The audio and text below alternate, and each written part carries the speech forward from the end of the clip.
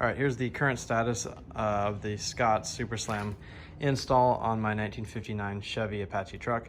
And I've got a couple questions. I guess the first one would be here in this section right there.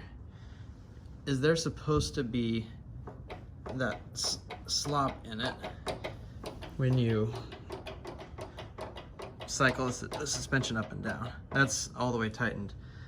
So I don't think you're supposed to bend those in with the tightening, but yeah, that's his first question.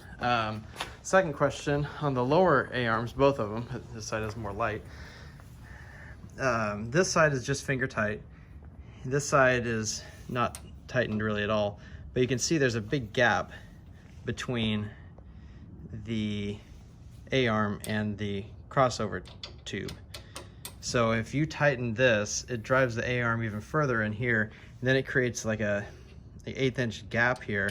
So if you were to tighten this, it would distort the A-arm and pinch it together. I don't know if that's part of the design or if this should be shimmed with more washers like the top one is, but the instructions didn't say anything about that, and it didn't come with any other washers, so I'm not sure there. Also, let's see. Oh, the shock. So I can't figure out how to get this mounted where it has like a linear travel to it. So here's the A-arms all the way up, and I just marked it for an example. So if we're making contact right there with that corner, then we cycle this down a little bit. You go back. Oops, come on. Now it's like 1 inch further back.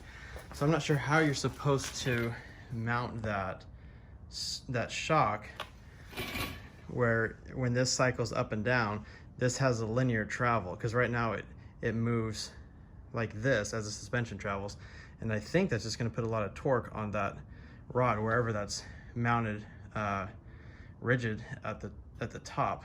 And another thing for this top bag mounting plate, I'm not sure how you're supposed to mount this because it's smaller than the top of the bag. So if this goes up against the truck, that's gonna hit.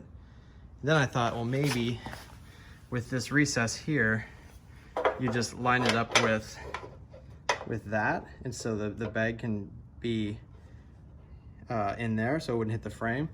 But when I do that and pull the suspension all the way up, there's only like 2.5 inches right here, and I think the minimum distance is 2 7/8 or 2.75 inches, something like that. So that seems too small. Also on these, this tapered spacer right here, none of those fit over the threads. They're too small. So I'm not sure if I'm doing that right, and that's with both styles. And so this one, it fits over the threads, but it doesn't fit over the shoulder of the bolt. So you can't put those on the sway bar.